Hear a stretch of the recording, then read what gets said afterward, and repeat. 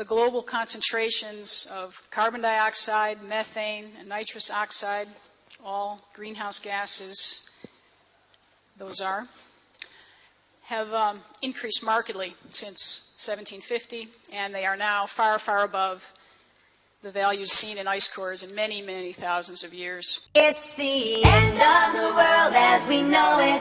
I feel fine. Good morning, slaves, and welcome to It's the End of the World as We Know It, and I Feel Fine, the show that says, Yo no quiero Taco Bell. I am your host, the Stimulator, and in tasty taco news, tens of thousands of Mexicans took to the streets to protest a 200% hike in the price of corn tortillas, a staple food for many poor Mexicans.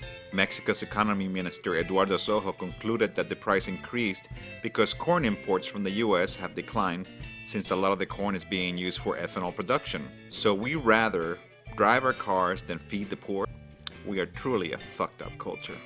Protests also took place last week in many U.S. cities to give Bush the finger on his grand plan to send more troops to Iraq to keep the oil flowing our way. Experts say chances are low that this motherfucker will listen to any protests.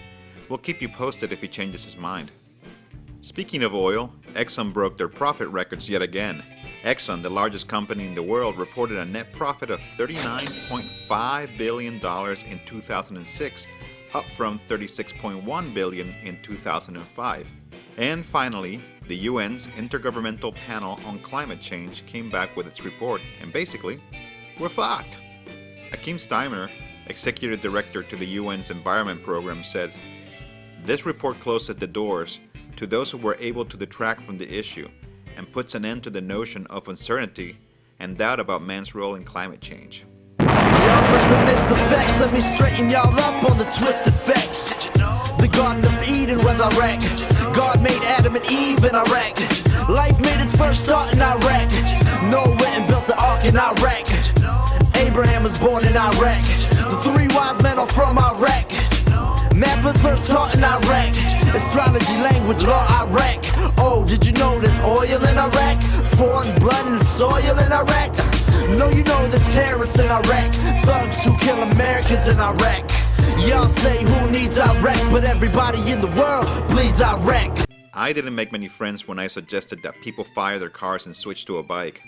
Well, if you don't want to give up your Escalade, here's another suggestion that will help you curb your greenhouse emissions. Stop eating meat. Seriously, everyone who considers going vegetarian thinks that they'll miss their steak too much. But I've done it, and it's really not a huge fucking deal.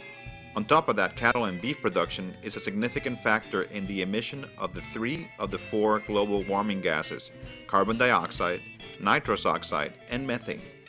That's right, it's not just our cars that got us into this mess. It's also all the shit we eat.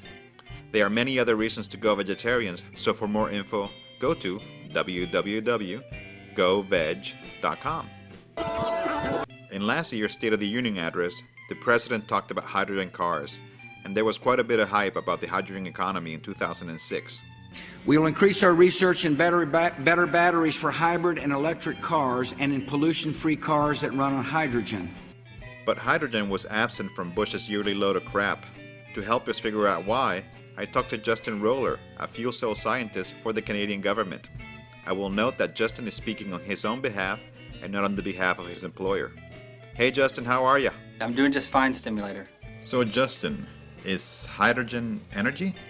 No, hydrogen is not energy. Hydrogen is a storage of energy. It's like taking a spring and you put something and load it in a spring and you have it there. And whenever you're ready to use that spring, you let it go and it pops something out. So it's basically just a carrier, just like electricity. Electricity is a carrier of energy. It is not energy itself. So why the fuck did Bush not talk about hydrogen this year? Well, I haven't read all of the details of his new proposals, but I suspect that he didn't talk about it because there's a fundamental flaw with hydrogen that's very rarely discussed when it's addressed to the public. And that's the fact that hydrogen is only an energy carrier and is not what they call a primary source of energy. In other words, it can carry around your primary sources of energy, but it's not going to produce any energy for you. And so what I think is happening is that this big push toward pushing fuel cells in the transportation applications is I think reality is really kind of catching up with them in the fact that they really have no way to produce all of this hydrogen. 95% of hydrogen in North America is produced by what's called steam reforming of natural gas. Well, there's real concern about natural gas supply. So you can't, you have a large enough demand for natural gas in traditional markets that people aren't going to want to, divert that natural gas supply to hydrogen. And anytime you convert one energy form into another, you have all of these losses. It's not as efficient. It costs more money. So I think really what you're seeing is a realization that in the end, there's no excess source of energy to make hydrogen to run this whole so-called hydrogen economy.